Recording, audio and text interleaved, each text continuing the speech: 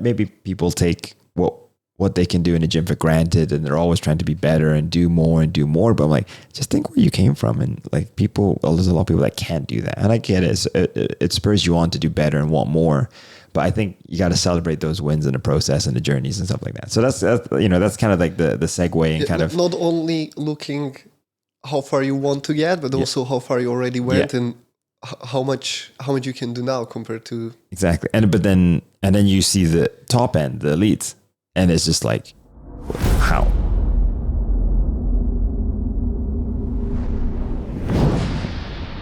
Hello and welcome. Hello. And Simon's here again, and we will talk about everything CrossFit, maybe bone broth, and our new nutrition styles. I have every drink in here. Yes. Essential. So Simon got Frio water, Yes. bone broth, and coffee. They're amazing. So maybe we will have some bathroom breaks. No. I'm good. I did think that I got coffee and bone broth. This might be bad, but we'll see. No, and the main topic I want to touch is Simon's judging and impressions of this year CrossFit Games, because Simon was there. I was there. He experienced the top of the top firsthand, and we didn't have time to catch up. So everything what he will say will be completely fresh to me. Yes. And I will have definitely have you stupid watched questions. a lot of it? I don't watch all of it. Okay. I watched certain bits. I will tell you my favorite workout, but I think you can guess it already. The sandbags one with the run and flips. Oh, yeah. The capital. Yeah, the capital. We did that in the gym yesterday. We did a version of it. Oh, really? Oh, bro. It was amazing. I'm like, I was hoping to get and do it just before, in between two classes, but then, typical, I'm talking to people, and then I'm not going to finish in time. All right. So I had to do something else, and then also it's on my list to do. So we can do that together if you want. Yeah, for sure. The stairs, stairs are everywhere here. So that's the easy part. Yeah, so we did clean and jerks instead of the pig flip. So it was just a heavy clean and jerk. Mm-hmm. And then instead of 5K, we ran 2.5. So okay. And then we did a farmer's carry and then sandbag carry. Okay. Yeah, I mean, it's very doable, right? Even you don't have necessarily the exact equipment there, but you can always improvise. Yeah. Do you know how many, because it started with the pig flip, right? Do you know what was the rep count on that? Like 20, how many? 20. So there was distance? No, they just had to flip it 20 times. Oh, they were flipping it for reps? Yeah. Ah, okay. Well, that makes it even more simple. Yeah. To do. Yeah. We're just diving in. But so they had, we had one judge team judging that. And then me and the other crew were all in the city, stationed in different areas, making sure logistically they were going the right route, picking up the right thing at the right time, and just going the right direction, because it was, if you go down the wrong street, oops. Yeah. So we just had to make sure people were where they need to be. And since, we've all been in that position where... Higher? Yes, please. There we go. Okay. We've all been... You can move it anyhow you want. It just stays? Okay, great. Yeah. And then just where it would... We've done super heavy, dumb stuff with the sandbags and stuff, and our brain just goes kaput. So literally, you just see them come in at certain points, okay, drop it, pick, now go that way. It's just because they would just tell me when I can stop, and I'm done. Have you seen I don't want to say it in a mean way, but the attempts to make it easier for athletes when they were carrying the sandbag, and there was this fountain, right? And the fountain had elevated curb around it. Huh? They were told to take off if that happened. Yeah, eventually, but some of them were the first, maybe top 10. As they were coming there, they rested it on it. And even commentators we're not really sure if this is allowed, and then you just see judge coming, put it down. You can do that.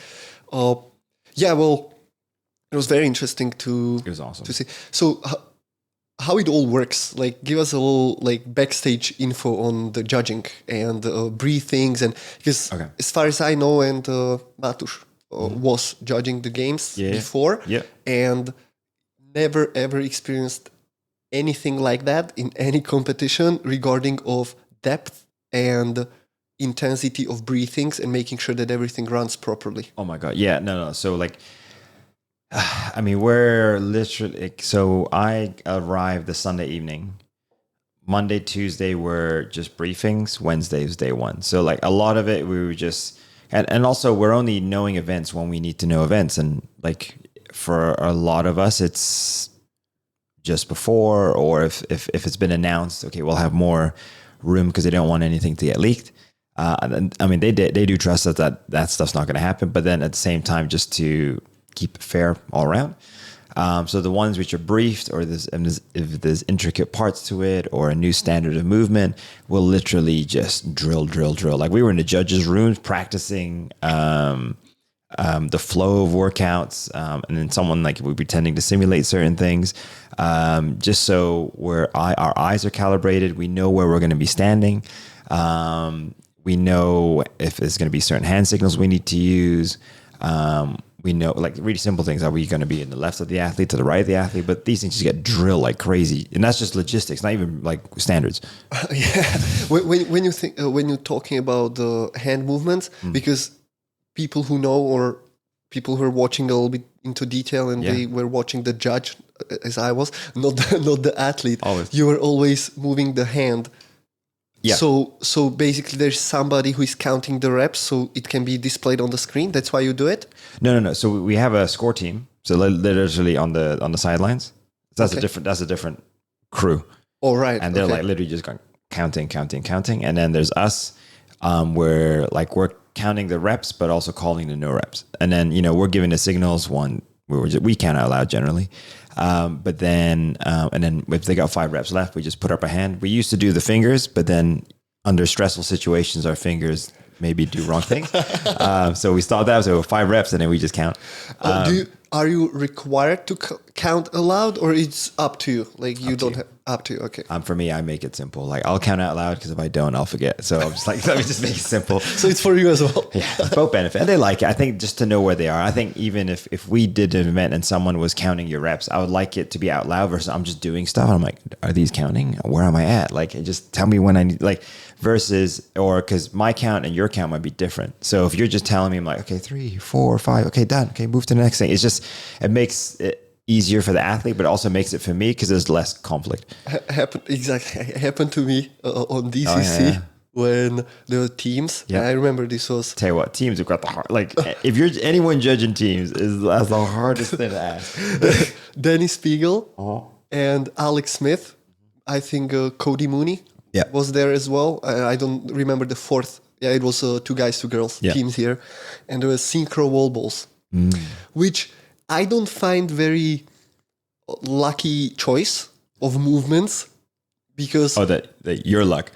Yeah, for me, yeah, because as a judge, it's fucked up. Like, and we were 2 judges, and how we were briefed was one is making sure that they are below the parallel at the same time, and the other one is making sure that the balls, the med ball touches the target at the same time.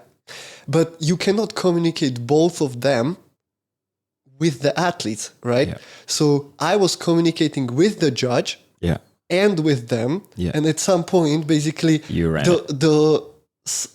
I knew where I am, but they didn't know where we are because it was so fast paced. And at some point it was Danny Spiegel squatting, me counting, and at the same time we were yelling at each other what is actually going on, And it's like, so how many left? I was like, you fucking had 15 no reps already, It's like, it was intense. Wow.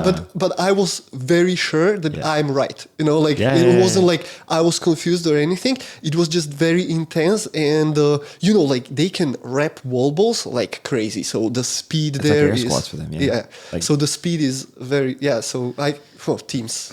Yeah, and it's and like so that's always tough. So there were synchronized double unders in the teams this year. What? Yeah.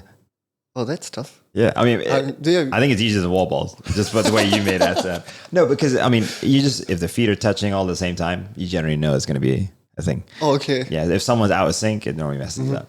But me just thinking about the wall balls, because the guys and girls would be throwing it at different targets, so that means the ball speed is different. Yes. So the distance covering is different. especially, like Alex Smith is fairly tall guy. Yeah. Danny Spiegel is not really tall girl. Yeah. So even the actual speed of the movement plus speed of the ball, like it wasn't really like clear, Like and then you're strict. Yeah. And then you look at other teams and you see what the reps are past there, and then you question yourself because you see somebody else letting it go way less strict, right? So, but I mean, look how much controversy is there in the football, right? And there are free judges or whatever you call it, referees, right? And here you have one judge for every person, so of course there's going to be it's a very intimate situation, right? But like, I mean, you were talking about the standards of the game. So I mean, obviously it's very high, and there's a lot of things riding on the athletes, from their sponsors, and it's their career, it's their job, so it's for their livelihood. So we have to be on top form. So the team I was part of, we're all seminar staff, so we did all the individual stuff, and it was just where we can adapt to things quite fast. But then too, it's just if they need us to be there till 3 a.m. and then have an hour sleep, we can do that. Like it's fine. They train you all year to do that. Yeah, pretty much, right? It was just that was just the part of it. So when we go through all the logistics, then we just double check. So there were like different things. So obviously the double cross under, we had the new standard of the handstand push up. We had the all the different box jump variations on the workout after the capital. We had what was it? We had the strict or legless pegboard that came out this year as well. So I wasn't really watching that one. Okay. What was the difference between legless pegboard? Like you can't use legs at all? Or? Yeah, your legs just like dangling almost. So you had to have like the front foot of your foot like on it. As soon as your toes are curled up, that's some form of advantage. Oh, yeah. But you can use like support of the knee, theoretically? Theoretically, but your legs have to be completely straight. You can bend them at all, really. Okay. Yeah, so it's that's tough. Yeah, like I crush people. I mean, it's tough to judge it as well. Yeah. And that's where like I think Adrian Balsman, he was just a bit of a genius with the way he did everything, where it was just like these little things. So there was big emphasis on the team events, and in the sense of the theme is teamwork. If there was no teamwork, you're fucked. And then for the individuals, the idea was you can't be a winner if you're a pacer. That's gone. So there were certain events where they would just do things where it would completely derail someone's pacing because like it's a score. Like, so for example, there was a run in the jerks. Let's go into something more specific. So they, I can't remember the exact name, but it was just like, they had to run in a 2-minute window, 400 meters, like in a shuttle. And then in the remaining time, max shoulder to overhead, and they had jerk blocks for them. So they could push jerk, they could shoulder press if they wanted to. But the weight for the women were like 90 kilos, and the guys were like 120, I think. 110 or 120. Heavier. It was like, really? Yeah.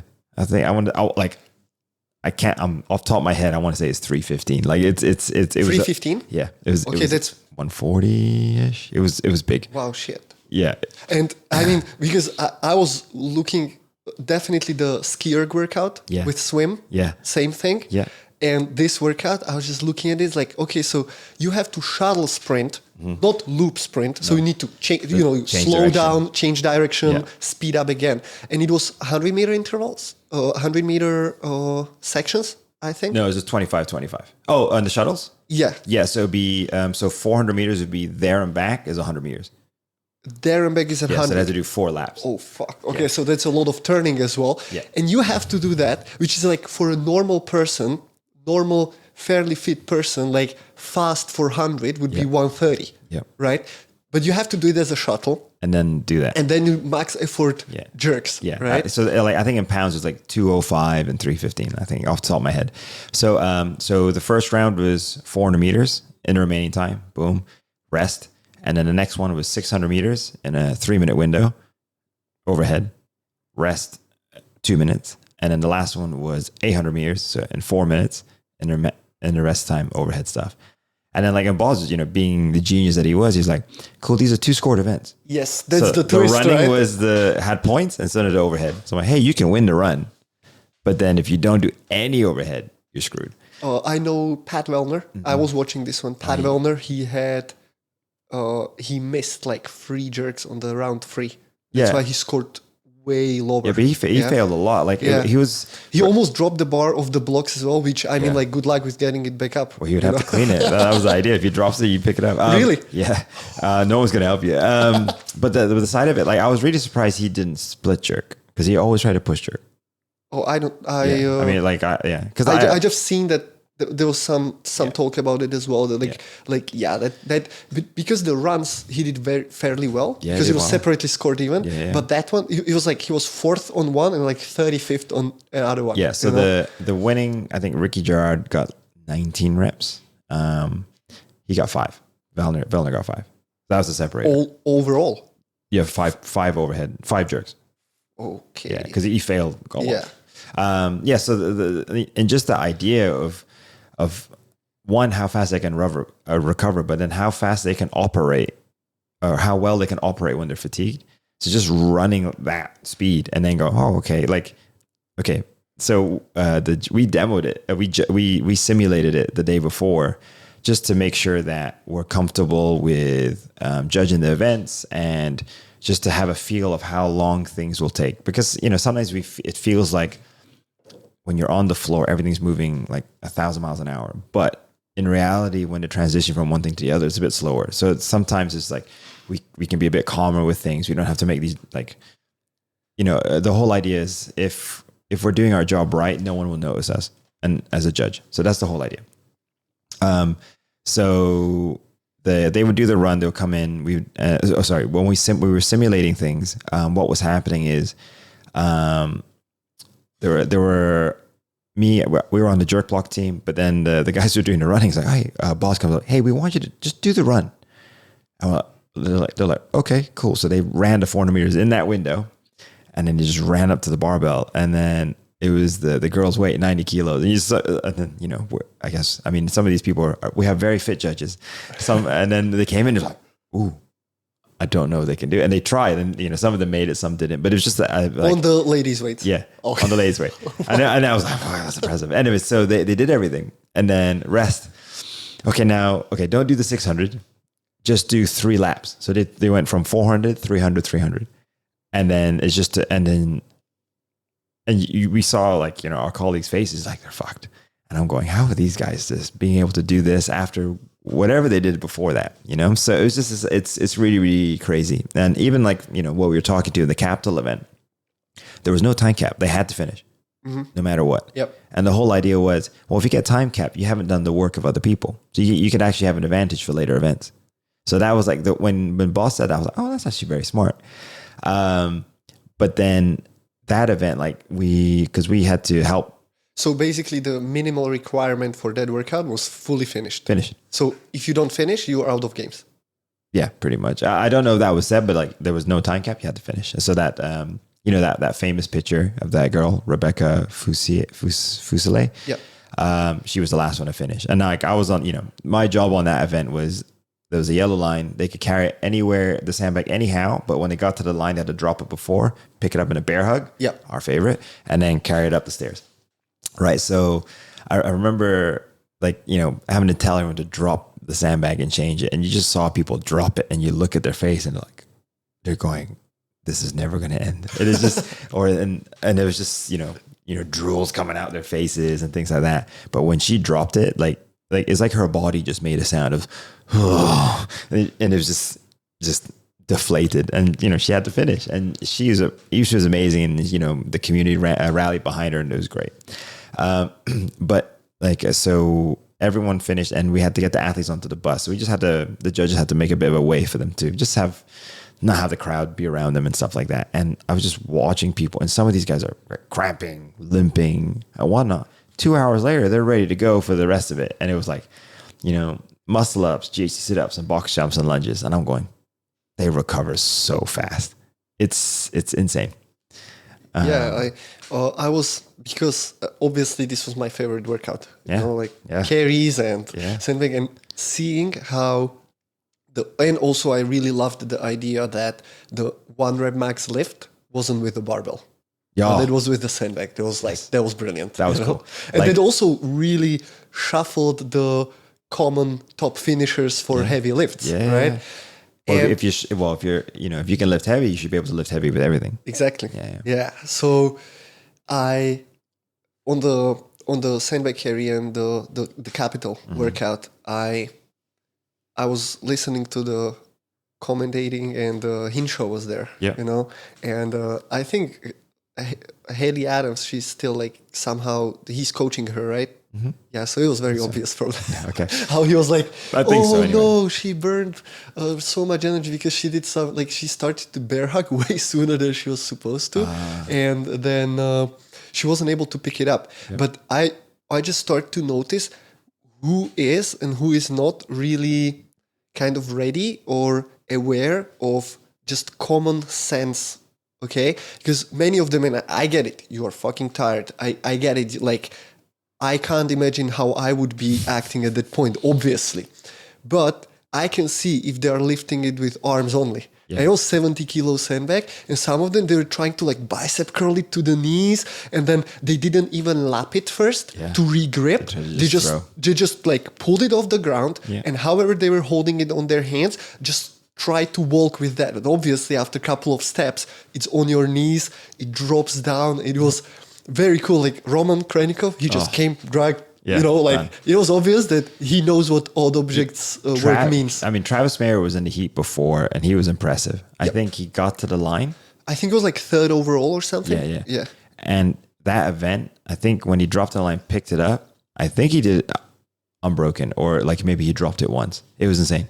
And like he was minutes ahead of other people. Mm-hmm. Now the next heat was insane. It was a bit crazy, but those sandbags were massive. Like it was just like, it was hard to, like, for the ones we have here, it's like you can almost get your hand around it like that and kind of clasp it as a lock. But these things were like, it was tough. Yeah. I was just excited because we got to pick it up and play around with it. But that sandbag event, even my boss said it as well, when he said, this is what the event's going to be. People were like doubting him, like, no, people want to see a barbell. And I was like, no, just trust me on this. It will happen.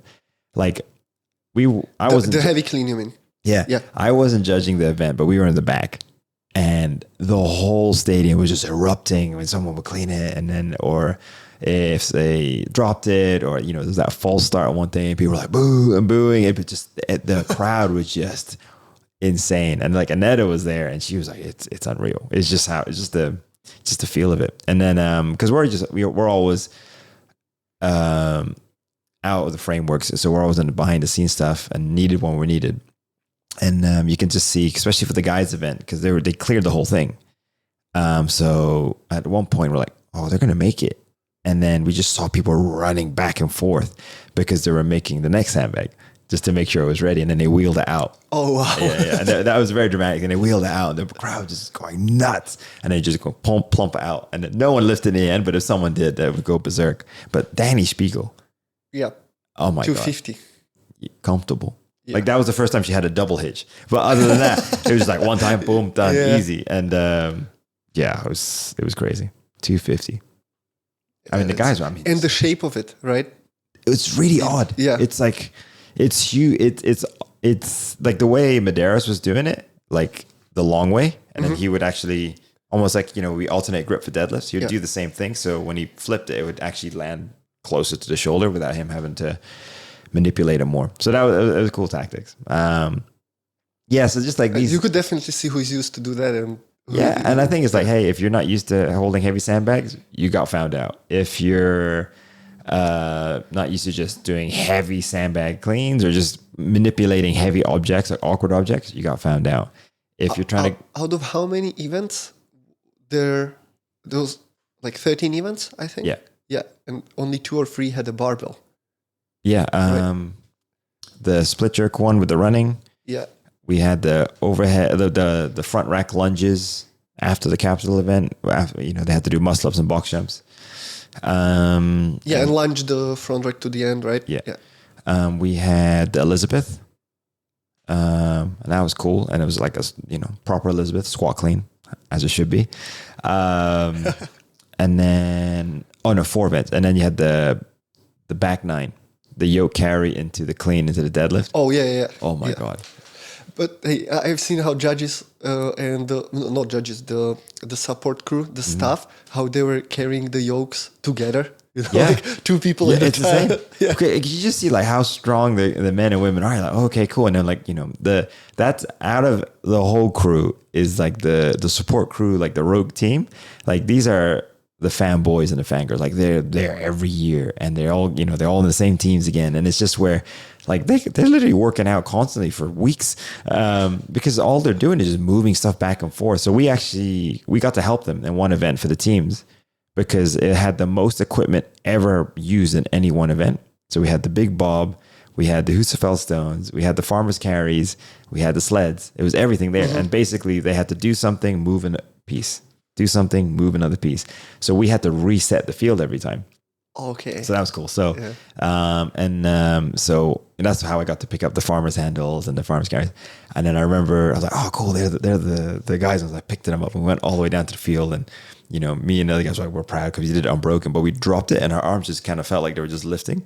I'm like, wow. Because they're 100 pounds each. They weren't light. And then, but that was just cool. Just being able to be part of the games and just be helpful and be useful. And because normally there's one event every year where we can, instead of not only judging, but if we need to be an auxiliary to another team, because they're not short staffed, but there's more stuff to move, or we need to reset things at a certain time faster because of a deadline for the next event and stuff like that. Because there's a lot of moving parts in there. The fact we're just counting reps, we got the easy part, but like the whole idea is just seeing how many pieces are needed to make sure the most game's of it, successful. Like what we see or what we watch is usually the individuals and teams, right? But there is all the age groups happening at the same time. I can't remember her name, but the oldest competitor, she was 72 years old. Wow. Yeah, she did like a 10 or 15 kilo. I might be wrong. It might be more. 10 or 15 kilo weighted pull up. Really? Yeah, strict. Wow.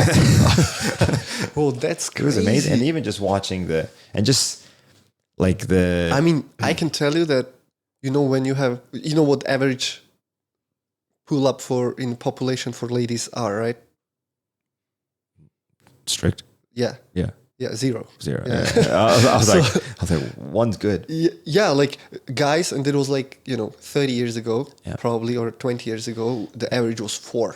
Yeah, and I think it's probably not the case now. Well, it's not really a segue. I actually, because you mentioned that, it's just the average population, right? And then Pat Sherwood, he's like OG CrossFitter, runs CrossFit Linchpin, and he said it on a podcast I was listening to, and he became like his sayings become like quotes and like punchlines. Yeah, it's like people do not realize how athletic and how much fitter people get when they come to a CrossFit gym. Because if you get a barbell at 60 kilos or 135 pounds and he always said, get permission from your local Walmart or whatever. So if we go down to Spinneys or Waitrose here and we get that barbell, put it out and ask someone to do grace.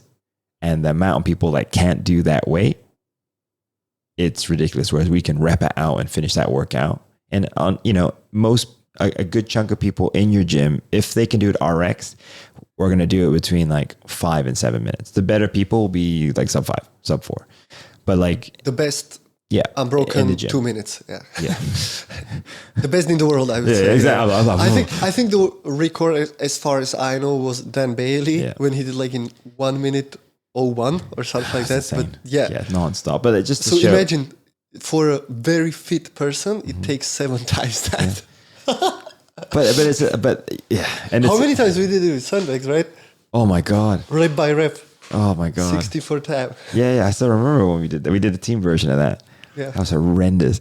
But just like it's just how maybe people take what what they can do in the gym for granted, and they're always trying to be better and do more and do more. But I'm like, just think where you came from, and like there's a lot of people that can't do that, and I get it. It spurs you on to do better and want more.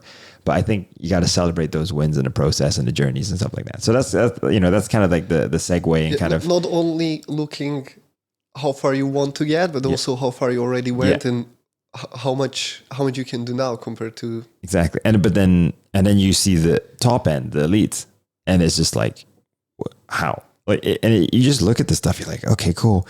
It was insane. I was exactly thinking about this when I was watching the swim.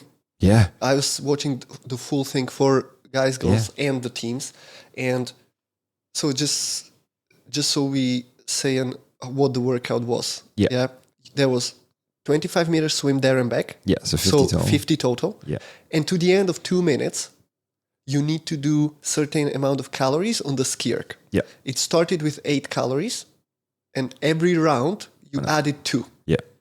That you did for up to 16, I believe. So 6 rounds. Yeah. So you get 8, 10, 12, 14, 16. Yeah, and then 7, 8. Always with the swim. Yeah. And then the 7th and 8th rounds where the workout actually started because every calorie you did was your score. Yeah. After the swim.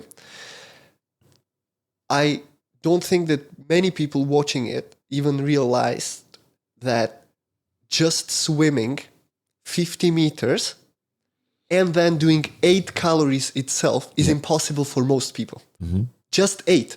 Because like my best ever, and I'm very average swimmer, for 100 meters would be like 130. Yep. Which means I would spend at least 40-45 seconds, and that would be like pace that fucking kills me. Yeah. You get out and you need to do 8 calories. And then you only rest to the end of 2 minutes. So if the 8 calories are taking you up to 150, you have 10 seconds rest. Yep. And then you need to repeat this 6 times with increasing calories. And only then the workout starts. Like I was looking at it like, I thought I didn't understand the workout, because if you show me that, I would be like, that seems extremely impossible. Yeah, and the first 3 rounds, I'm like, a good chunk of them were still like, good, fine.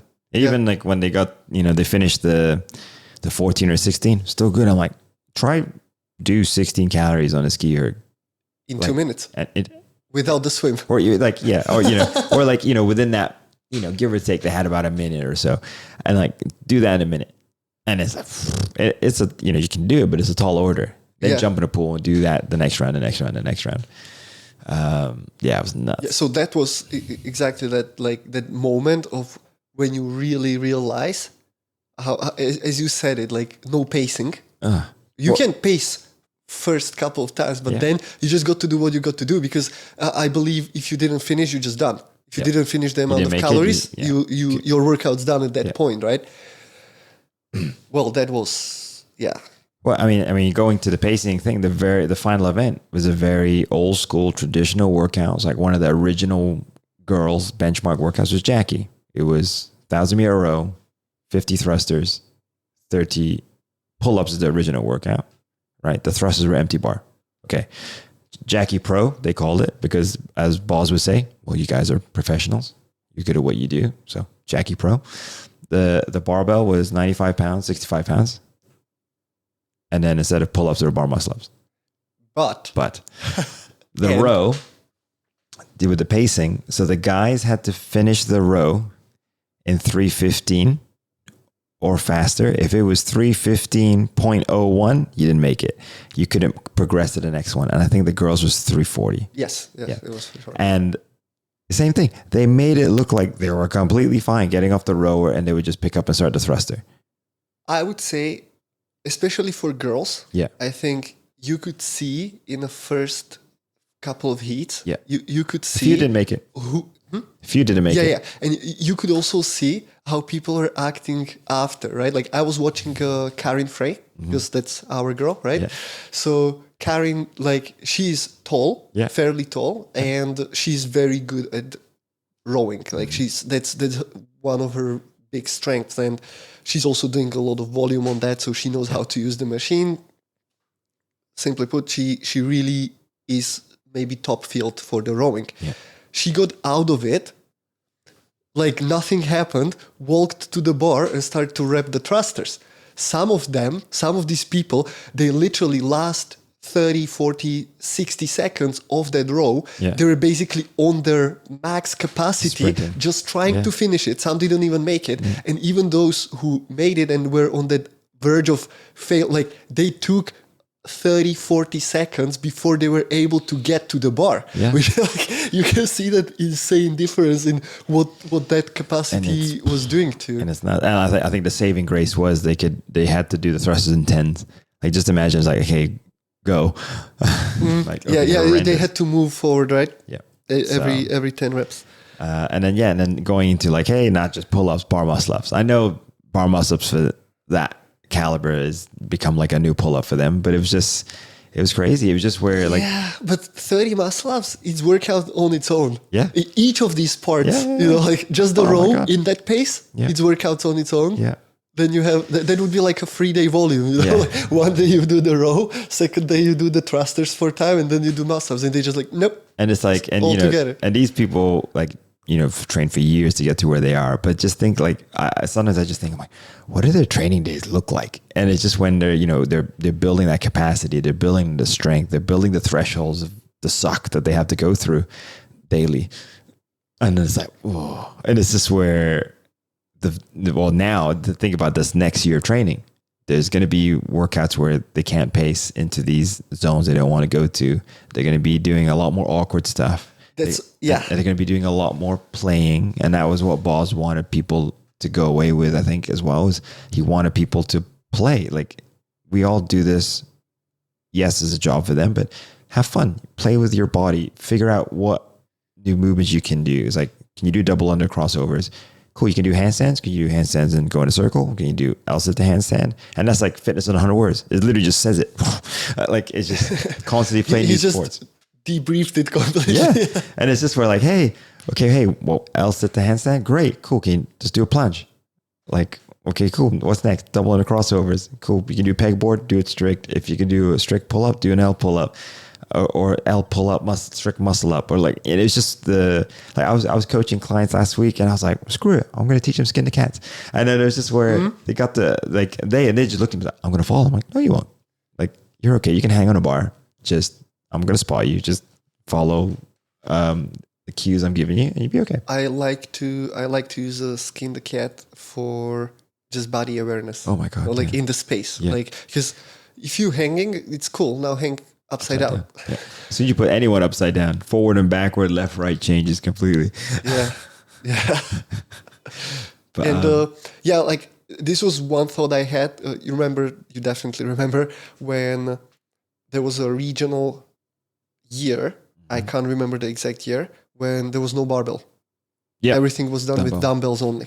And sandbags, maybe. I think there are some flips over and kettlebells and dumbbells. And how everybody was like, oh shit, this will change the course of training for everybody. I think that this year will be similar stepping stone, that it will completely change that long-lasting emphasis on Ollie lifts only.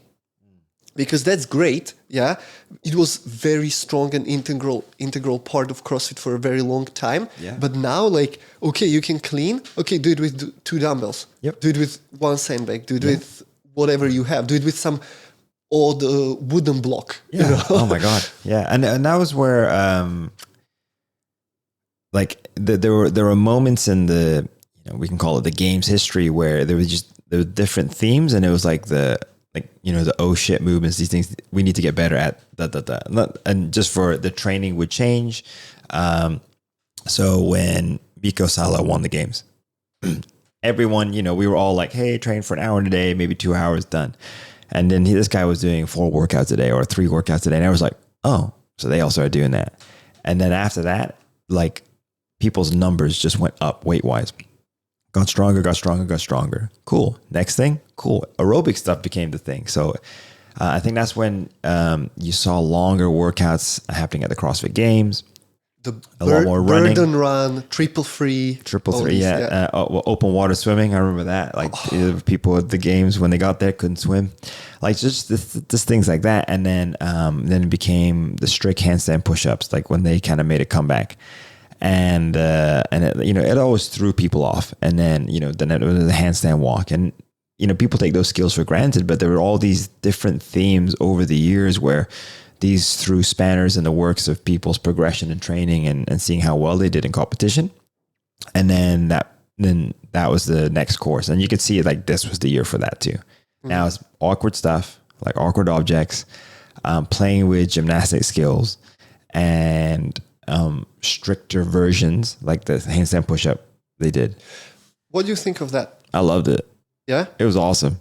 Yeah, I mean, that event and just seeing that standard, because I mean... So the difference was that they were facing the wall. Facing the wall, and they're still in a deficit, so the hands were like on the edge. And it was just where it just really stopped, at least for the most part, that whole banana handstand push-up. And that's when you're seeing gymnasts train, that's what they do. And that's actually their support position to press back up. Well, that's also one of the steps in progression of learning handstand push-ups. Yep. You first go facing to the wall, and then you learn how to do it because they can maintain back a hollow. To the wall, exactly. Yep. Or you go back to the wall or in the free space. Yeah, exactly. I've seen, like, I think it was Ricky Gerard, right, who was failing there a lot. What was it? There was a lot of people failing.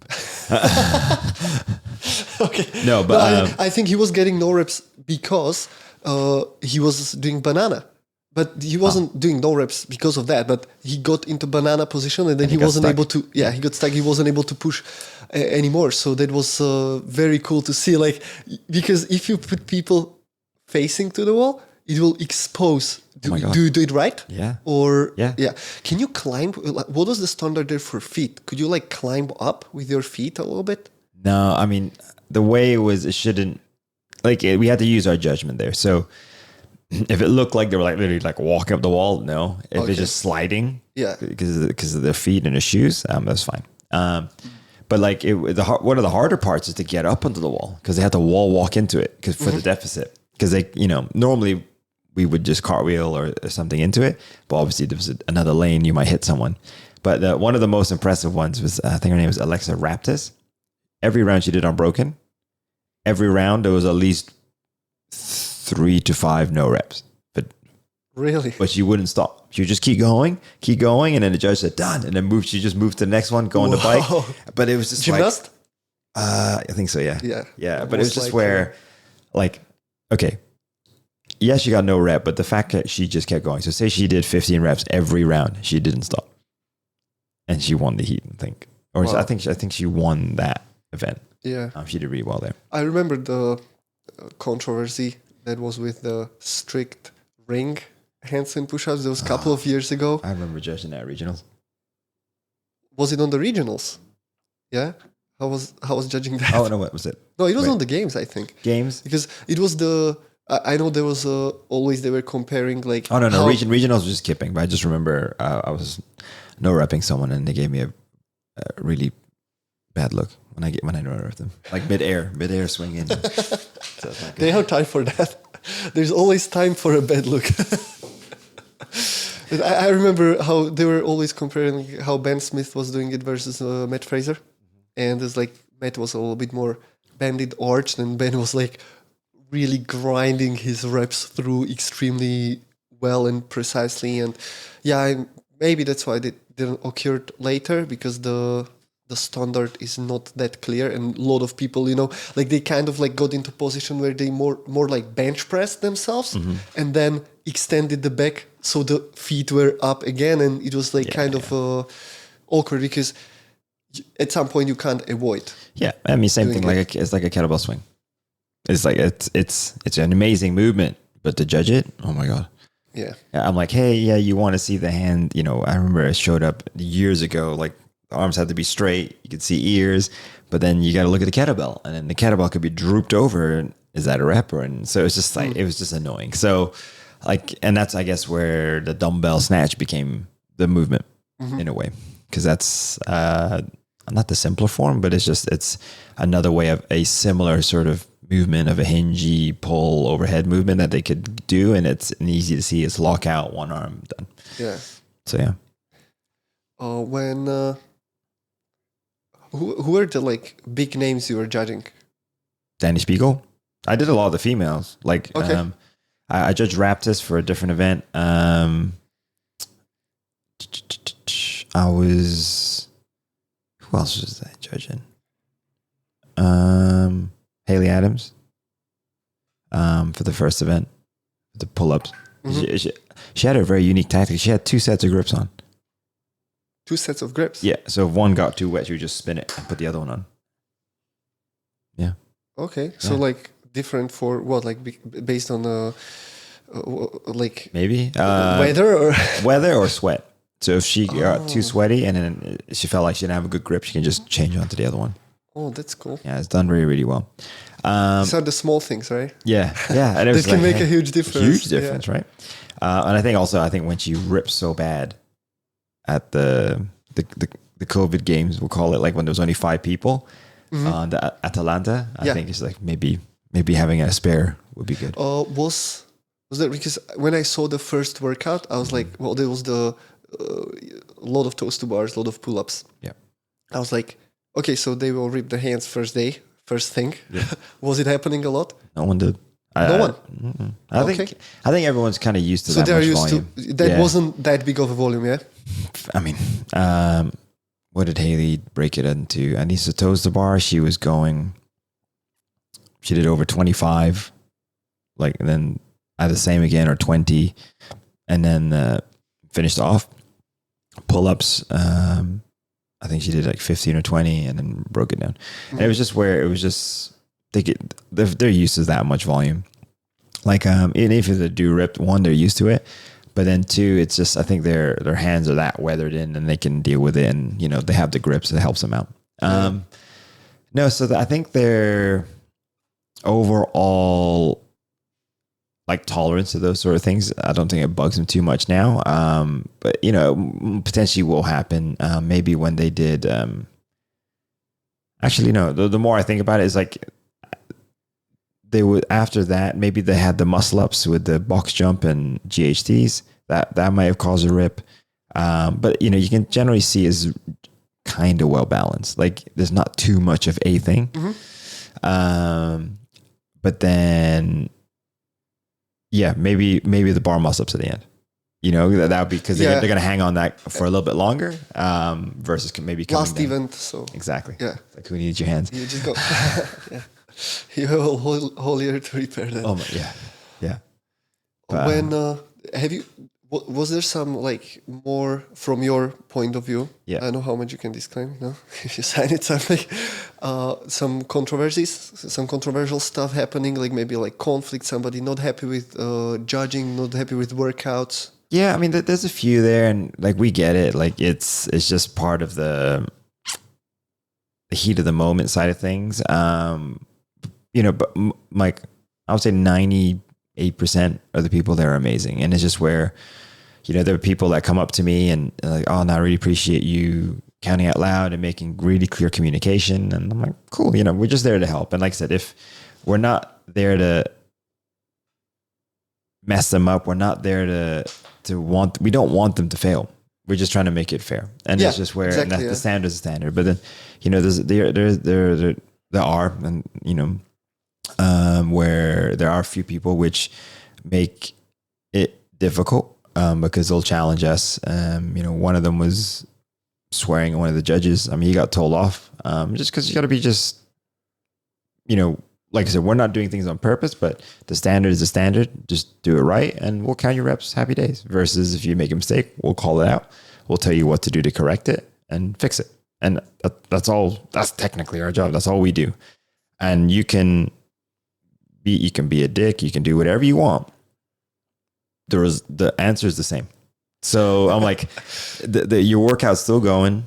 If you want to think of it in money, I'm like, cool, you're losing money for every second you don't do this. So, and it's just where I think people just forget about it, or they think they're, I don't want to say they're above it all, but it's just if they feel like like, no, this person is trying to do me wrong. And I was like, no, we're just trying to keep it fair for everyone. And that's our job. But then, there's something that we do is like, if we've judged one person, if we see them again in another event, we'll actually just switch. So it keeps it more fair. Okay. So you don't want to judge the same person. No, they tell us not to. Okay. Yeah, okay. just to keep it That's fair. Like rule, that, or people like, we know athletes. Mm-hmm. Some of them we've known for multiple years. Some of them maybe we've had, we've coached them at certain points of our career. So if we know them, like, cool. Hey, I know Paulo. Cool. I'm going to go to this lane. You take my guy, and then done. And it's easy that way. It just keeps it fair. There's no biases. But so it just keeps it simple. And then if people do make an appeal and it's like, oh, my judge was doing this because he knows me and that, I'm like, not really. Because so that's why we do this. It keeps it it's like a double blind test. Like it just keeps it simple. Who was the in charge of the judges? Because Boss was doing it before. He was doing it before. Now he's director, right? There was a few. So there was Chuck Carswell. Mm-hmm. So he was doing all the athlete briefings and talking about the standards. So I would say he's the main guy. Then under him would be, at least for the individuals, was a guy called Jason McDonald, or we call him Jay. He's on seminar staff as well. He used to be a UFC fighter. Okay. So you wouldn't want to mess with him, regardless. It's the best when you have these ex-military guys in charge. Yeah, and, ex-fighter, yeah, ex-fighters. And then from there, the other side of it, I worked with him a bunch of times. His name's Rob Lawson. He used to be a professional rugby player. Same thing, right? Yeah. So those were kind of our leads, and then for the individuals, so they would rally information down, or just told us where we need to be for certain briefings. And that'd be at least for our side of things. But I mean, within our staff, I mean, just the individuals alone, staff wise, for the judging, there's a good chunk of people that were ex-military, now turned full-time CrossFitter. Yeah, well, what else to do, right? Yeah, exactly. Especially in countries where the gun business is not, like the private sector with. Oh yeah. With law enforcement, and or it's something they don't want to do. It's a good path for many of them, right? Yeah. I think it's also just the workouts are fun. That's where it starts. Yeah. When you have all the duties as a judge, like how much time you have to actually watch, and I think it will be individual, but for you, how much time you actually had to watch and enjoy watching the games?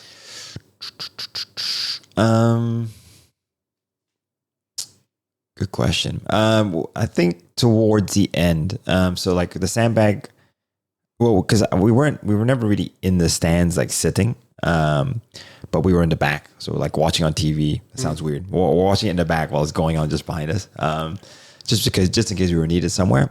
So we got to watch the sandbag clean ladder, like that event, because they only needed 5 judges, so we just got to hang out. And then the last event, where they already had the judges ready. So there's some of us that were not needed, but we were just kind of like extra spotters. So we were kind of watching, but we had some work to do. So we just double check times, double check movement standards, I guess. So that was really as much as we kind of watched. So it's not much. I think, we're all trying to just be auxiliary to someone else, just in case, just have this, so there's like a more of an information chain that helps them out. And that's really about it. Like, I think those are the ones I remember, like, not kind of watching. I mean, back 9, we were very similar because we had to watch the event. Then between heats, we had to change the yoke to the height of the next athlete. Okay. So we're watching, but we're getting ready to jump on the field. So that was a fun one to watch, just seeing the energy of like the yoke carry and like those heavy cleans and heavy deadlifts. Like the deadlifts was a reset every time. They couldn't bounce.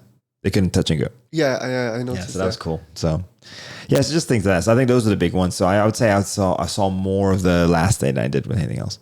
Was it squat cleans or front squats? Front squats. Was it front? But they had to pick it up from the ground. Yeah. I was just Yeah, definitely a front. Not like it matters, right? We're not going to do it.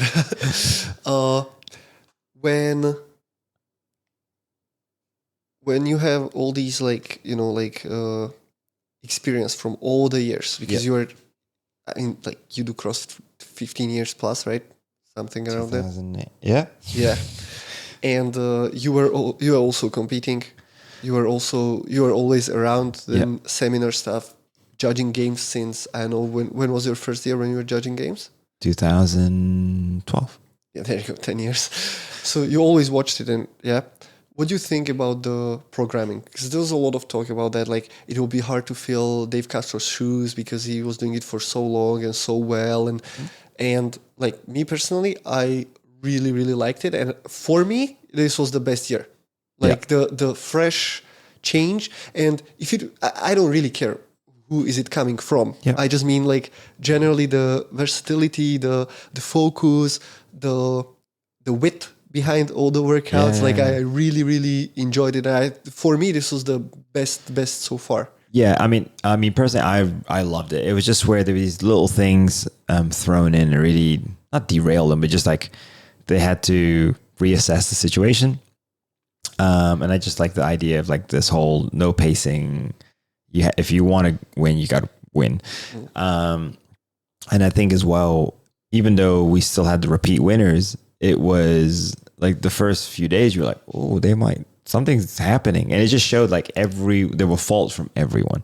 And I don't want to say programming is meant to mess people up, but it's meant to put you in situations where you haven't had any or very minimal exposure to, which happened. So it's supposed to make you uncomfortable. Yeah, exactly right. A lot. Yeah. I mean, I think with Balls has been part of the games almost since the inception. He was, the head judge, and he's like very creative when it comes to workouts as well. And he had a lot of fun with it. I think where, what Dave's done is amazing and what he's built is crazy. And his genius behind creating, this thing from the ranches and his basically a backyard competition for friends. Yeah. Glassman will call it the Woodstock of fitness, which it was. And then there's there's a video of like some girl running up the hill, one of the original videos, and Nicole Carroll's like, "Hey, you want a beer?" He's like, "Yeah, I want a beer." Drink it, and then finishes the event. I'm like, that's great. But on first marathons, people are having in 120 years ago, people are having shots of whiskey because they thought that's their electrolytes. That was our science, sports science. Like, oh yeah, I will have a whiskey. That might make a comeback. We'll see. Or maybe, I'm not sure if it was marathons, or maybe it was even like Tour de France, like one of the first ones, like just like these insane long endurance shit. And I know that they were getting shots of whiskey for encouragement. Cool. But I think I think every year is always a bit slightly different. This year has been a change of hands. I mean, end of the day, it was an amazing event. Me too. I think it was one of my favorites to be part of. Because this was actually, it was my first time in Madison. Because the change happened. Yeah. So just being part of that, and it was the whole community being around it. I think as well. With all the changes the last few years within the company, just to see everyone really coming back into it, and just seeing how excited everyone was, and then also past all the COVID stuff, it's just made everything kind of where everyone was just super excited. So I think that was a bonus. But just being in Madison is nuts because literally the whole city just turns CrossFit for like 2 weeks. Like people come out there and like all the hotels are completely full. You walk around the street, you're just seeing like CrossFit people everywhere because it's like a college town, it's a university town. Okay. And it's just summer break, so no one's there, so it's actually quite quiet. So they actually everybody who's there is there for CrossFit. Yeah. And then and then the city like loves having us there, and it's because it's not normally if it's a football thing or whatever sport they're watching, it's one day. This is a whole week. So it's really cool because everyone it is in a way like a fitness festival. So it's good. It's just good to be part of. When we'll go a little bit into, you just started, you just hinted the topic a little bit, all the changes happening within leadership in CrossFit, and that CEO, buying, selling, nominating, then people quitting, then people coming back. Do you see on seminars, have you been given some new directories? Is it changing the course where the seminars are going, or whole philosophy? Is it the same and it's not really impacting it? I mean, I believe, because I know you, that it's definitely not impacting the quality of the seminars, because that is decentralized, kind of, right? Yeah. Because you're given instruction, but the delivery is up to you. Yeah. And that's cool, because you guys who are physically on the seminar, you always ensure the quality is there. You always ensure the vibe, that old school, like, okay, getting people not only educated, but getting people excited for the thought and philosophy behind it. But overall, like, maybe because I know the materials are always revised. The nutrition talk, since I did level 1, it's completely different. A lot of other stuff is evolving. So is this also impacting? I mean, not really. It's just where that's all, I don't want to say above us is the wrong way to say it, but that's the back end of the business, but that doesn't change our directives from running a seminar, developing and educating new coaches into the CrossFit world, and people that just, want to start their journey potentially as a coach. Some people just want to learn more about it from the source. So it actually doesn't really change anything, because it's basically what happens every single day in a CrossFit gym, and building the community and building the culture around it and what it really is. And that's what the seminar is providing. Like, we did a level 2 recently, and, some guy would ask me, he's like, yeah, but what would you say to like a top end athlete? I'm like, the cue's the cue. Like me, like, there's top end athletes that don't open up the hip, so I need to ask them to open up the hip. They're like, some of them are going to pull early with the arms. I can tell them to pull early with the arms. I said, most probably, if they're open to being coached and feedback, they can fix it faster, because they're more aware of their body, generally. Now, whereas a newer person, they don't have the same training age. Yeah, you got to be a bit more patient with them. And maybe things take time. Maybe you can only fix a small thing over a small period of time, versus more advanced athletes, since they're more aware of their positions. I would say generally, if they want to make the correction, they can. I'll say generally. Yeah, because I would counter this. Yeah. Just not because I don't agree with you, but I also see the other side, or I want to mention the other side, that the athletes, or the more pros, competitive athletes, not only because of their will, but because of how ingrained it is. Oh, yeah. It's sometimes harder to change it than to teach it a brand new. Well, it's moldable, right? Yeah. Exactly. It's a blank canvas. Because yes, you have everything. Everything is free to change, right? But if somebody is doing it for a very long time, they already have their own ways. They have their own ideas. But even if there is a will, they might get frustrated, because the body just remembers what's repeated. Sure. Yeah, and I see that point. So that's the other side of the same coin. Yeah, anyway. and that's the thing. But that's kind of what you're kind of digging into, is everything's very individual. So like that was the question. I was like, well, I always say I fix what I see, and it's just where I cue what I see and what I think can make a change. If it makes a change, great, I can move on and give feedback. If it's no, but like the way it sounded is like, I've got this whole other like book for advanced people. I'm like, no, not really. It's I fix what I see, and I don't think it changes so much from like just looking and seeing faults from the outside. If you've got a calibrated eye, what you're looking for, you can see what you need to see, and then from there, from your toolbox of what your experience as a coach and how you fix people before, it's up to you as a coach to apply what you know to see if you can make those changes. And then from there, it's, is it better, same or worse? If the movement's better, give feedback. If it's the same or worse, try a different tactic. It's like, it doesn't have to be more complicated than that. Yeah.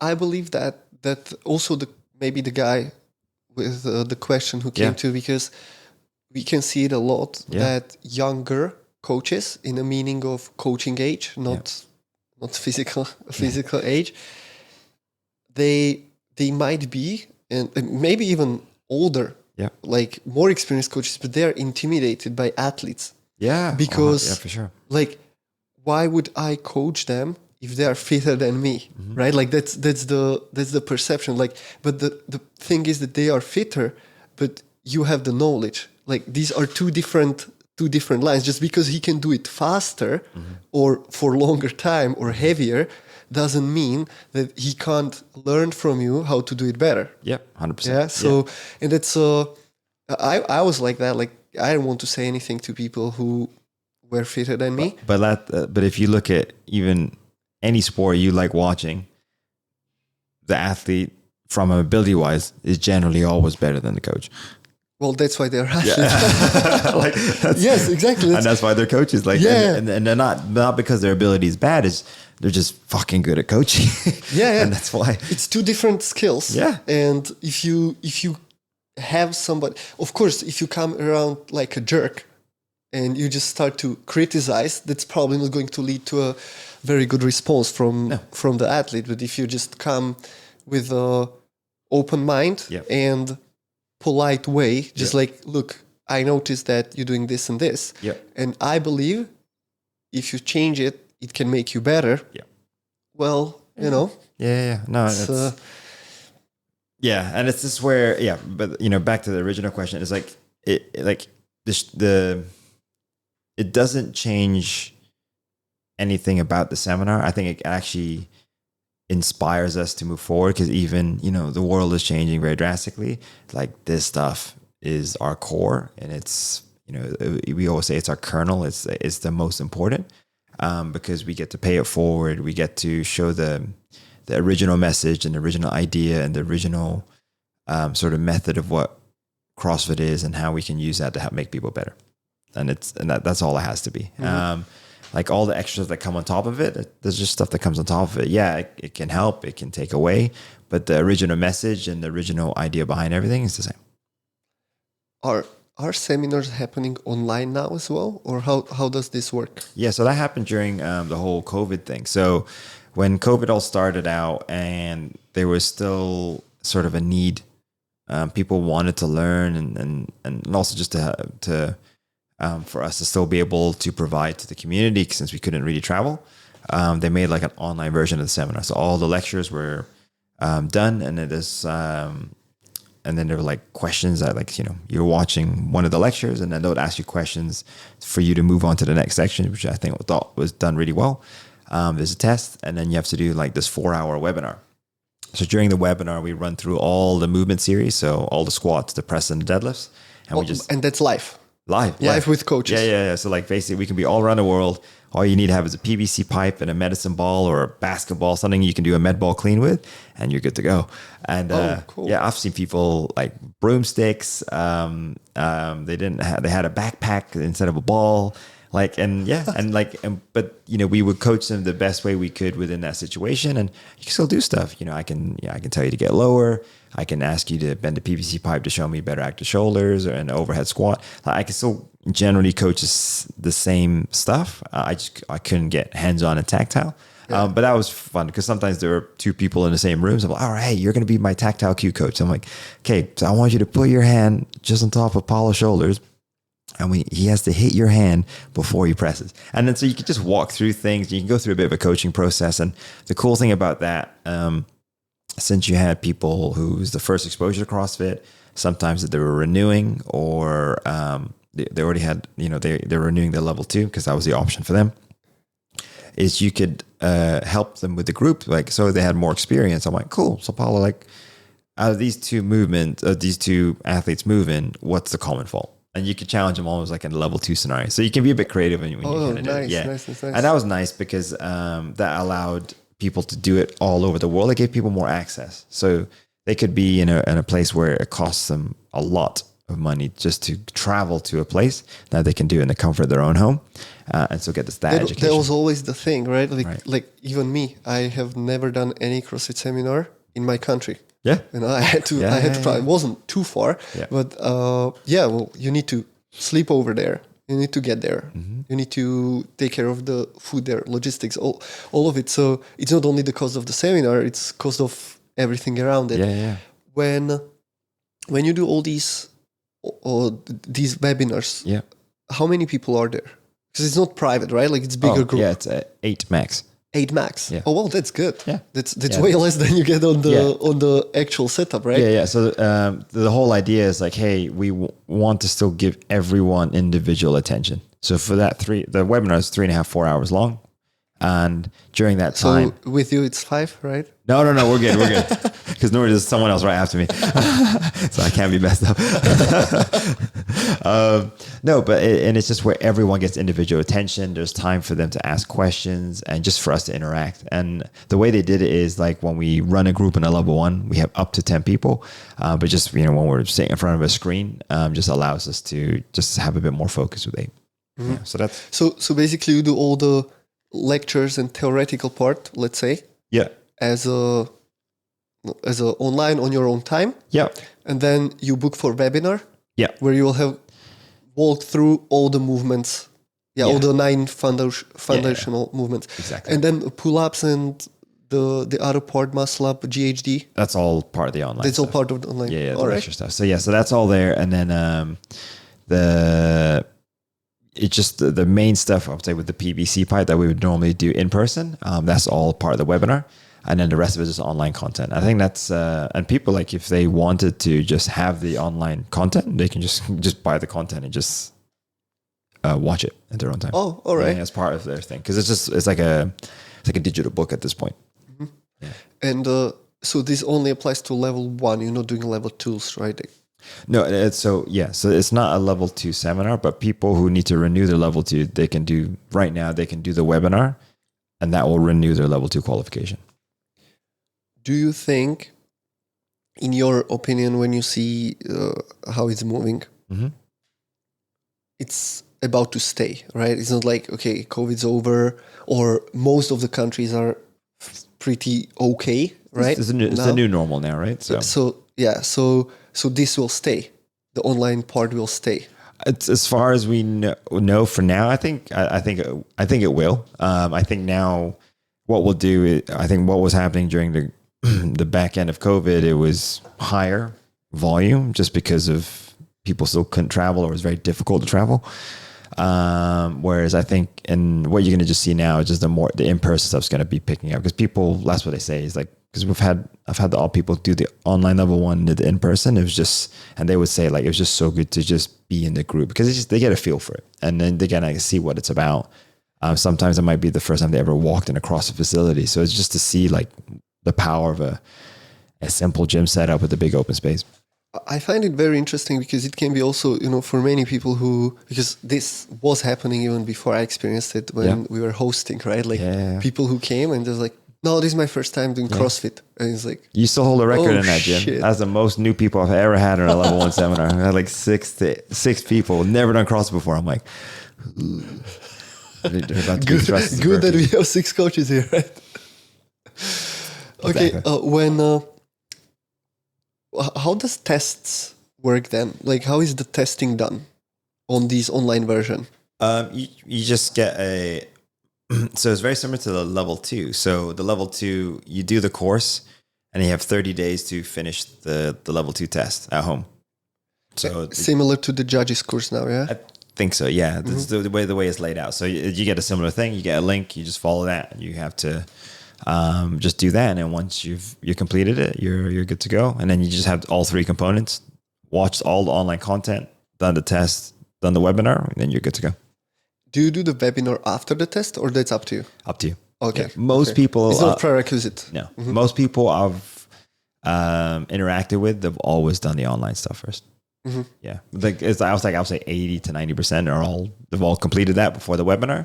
There's an odd few where they've done the online content, they just haven't done the test yet.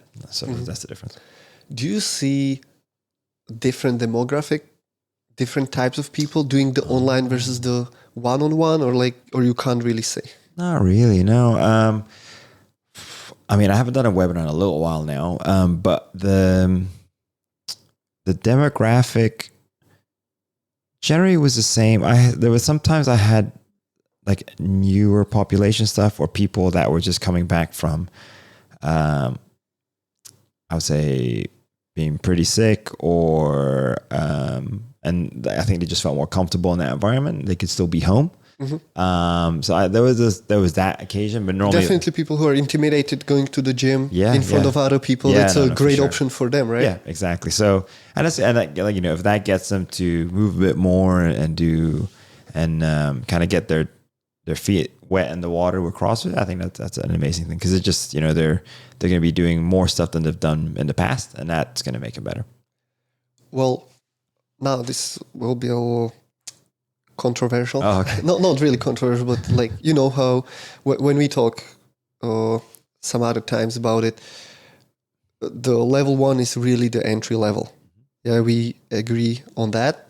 And how to get better at coaching is, well, to coach, right? So I know that the answer would be like, yes, the people who do the online stuff, even they haven't really done any coaching before, can go to the gym and start coaching. Do you think they are same level ready as the people who did the in-person seminar? Or because it's different, but it's not necessarily worse, right?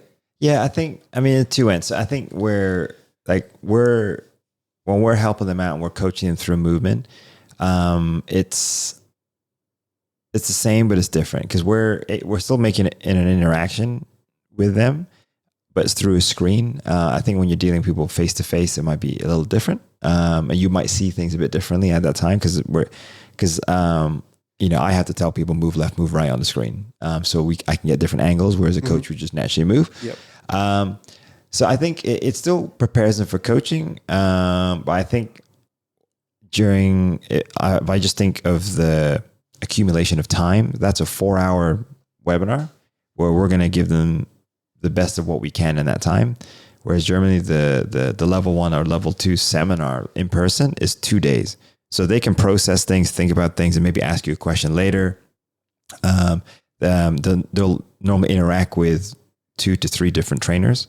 So they get different perspectives as well on how they're coaching. Maybe it's a coaching style they like more. They also see more people. They see more people, right? And so I think that's what the in-person stuff does quite well, in a sense of you have different perspectives, but we're all doing the same thing.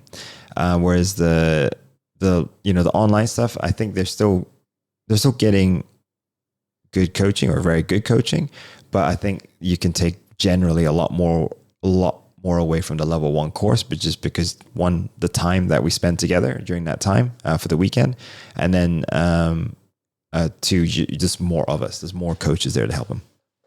On the other hand, the people who do it online, they can access the online course over and over and over, so they can really get max out of the lectures, right? Because we know how it is that the lectures towards the end of the day, you're like so overwhelmed there that like people not everybody can keep attention as much. So when you have it, do people who do the one-on-one normal in the gym original seminar, do they also have an access to this online platform so they can revise the lectures? That's coming, or has come out. Like literally, that's been the latest thing. Okay, cool. Because that's something that I would really appreciate the time when I did it. Like I can have a recording of that. And I remember when, because people are even asking if they can take picture of the whiteboard, and we were told no. Yeah. Like, no, Cherry told us, you were there. Yeah. You were there. On my level 2. She was like, that's how I explain it, and I don't want this to be shared anywhere. Yeah. Which, I mean, fair enough, Like, we're told to say that. So like, okay. So that's a guideline, yeah? Yeah, it's IP, it's intellectual property. And it's not for any malice or anything, but it's, some people might take that and go use it somewhere else. And when it's not correct, in the sense of like they may put their own spin on it, but they're using something that is been built a certain way and applied, that needs to be applied a certain way, whereas some people will take advantage of that situation. So let's just make it easy. No, and it's like, but if a language issue, like we had it last week, where we're more than happy to just help people and just sit down with them and go through stuff if they don't understand it, and just to make it easy for them. And okay. So that's generally, but that's the main thing. That's just one of the protocols we follow, is that we don't really let people. Is the volume of seminars getting back to pre-COVID or not yet? It's picking up. I mean, I think we're just going into more places now. So at least in this region, we've always had Abu Dhabi and Dubai been quite regular. We've been going to Bahrain. We're back in Qatar again after 4 years. Same thing with Egypt. So that's all. Like all the GCC places are starting to pick up again. Saudi, Ahmed's been going out there relatively regularly for seminars. Mm-hmm. So I think it's becoming more normal now. Like travel's coming back. I mean, some countries have been hit harder than others from an economic side point. So like we haven't been back to Lebanon yet. Jordan, not yet. Well, Lebanon, it's overall there's a different situation. Yeah, exactly. So, Same thing with before COVID, I was meant to go out to Sri Lanka, and I was really excited about that because one of my buddies I grew up with in the golf world turned to CrossFit, opened up his own space. Oh, nice. Yeah, and it's like so we were literally ready to go, and then COVID happens. We're like, ugh. So we're just waiting to get back. So there's I would say it's picking up, and I would say the seminars are getting bigger as well, because I think since all that stuff is kind of a bit behind us now, that everything is getting to relatively normal. So people are just excited to get out and be in part of a community again. What would be your advice to new coaches, either who are thinking about getting level 1? I mean, first is get level 1, yeah, and or somebody who is just fresh out of level 1, or maybe not even fresh, but they are feeling they're starting their coaching journey, they're starting their maybe career because they want to go the direction, or somebody who is already coaching but want to take it to a different level. Yeah, I think. I mean, we said earlier. Ask questions, ask for help. What I've noticed people my mentors is I just ask them for guidance. I ask them for help, and they've always been very helpful and helped me along the way. So I think it's just the same thing. I don't think that's changed. Is if you need help, ask. If you want to get better, ask how to get better, and just ask better questions. I mean, we talk about that all the time, and it's just. But then also, like, go watch other coaches. If you're working in a gym and you like what someone does, go watch their class, be part of their class. What stuff can you do to take some information off them? And it doesn't even live in just like coaching, like learn how to deal with people better. Like we're both big believers in Simon Sinek and we love what he does. I'm like, go watch his interview. Like, what does that mean? Like, cool. Can you apply that in class? I'm like, you can. But you just got to know what that means. You can apply any information to anything. That's coaching. Coaching is just not, squats and reps. Coaching could be anything. And it's just where you're just helping people acquire a certain skill or task. And it's just, that's what it is. And then, so for people who want to learn and get better and develop in their field, it's like they have to find someone who they think is better than them and learn from them. And that's really it. Yeah. And, asking question is not making you stupid. No. What makes you stupid is if you think you know the answer. Yeah. And you don't know the answer. Yeah. Well, you just ask, you ask the question, thinking you know the answer, and then you keep asking different people, but the answer's still the same, but you think it's not right. And then it's just like, well, maybe there's a common pattern. That's a very good point. Maybe it's not them, it's you. Yeah. If everybody else is the dumb one, maybe it's not them. Yeah.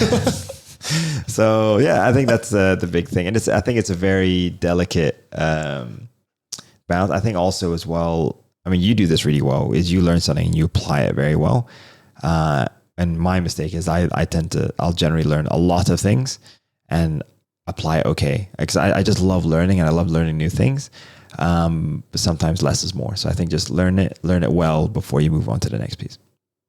I never thought about it like this. Mm-hmm. Yeah. Yeah, but it's easy to get overwhelmed. Yeah, the access to information is insane. The amount. Now. I didn't have YouTube when I was in school, or it was early day YouTube, where it was just cat videos and dogs. Yeah. When I started CrossFit, there was about, other than the CrossFit.com website with the workouts, there was maybe 5 to 8 CrossFit videos when I started CrossFit on YouTube. You couldn't find any. Mm-hmm. Go type in CrossFit now. Watch what happens. Yeah. Well, when I was starting and when I was learning, I definitely didn't cover everything what was available, and the amount of lectures, seminars that are just freely accessible, right? Like I always before anybody's going to level 1 and level 2, and they're asking me like, well, should I prepare or something? I always say like nutritional videos from EC Sinkowski, and the programming videos from Dave Castro, and all original lectures from Greg Glassman. It's all on YouTube, and if you go on the to CrossFit YouTube channel, if you go to the seminar and you watched this, you can finish the sentences for the people there, because you will know what's coming, you will know the answers, which makes you very, very well prepared to ask the good questions. Because you already processed it. You processed it, and then you can have like idea, well, and what if, and what that, and what this means. I agree. Just open mind. Hey. Open source, open mind. That's everything, right? That's life. Just have an open mind. Yeah. Simon, anything you want to add? No, this is awesome. It's good to be back. Am I the first repeat? No. Oh, sorry. Okay, no. I was like curious. Am I? But you are first. It was Diego, isn't it? No, Agna was. Agna was repeat. It was she did on her own, and then she was here with Courtney. So it was like two different topics, and so you're the first only repeat. Oh, okay. I'll take it. Okay, yeah. Thank you so much. Awesome. Thanks to be back. Thank you.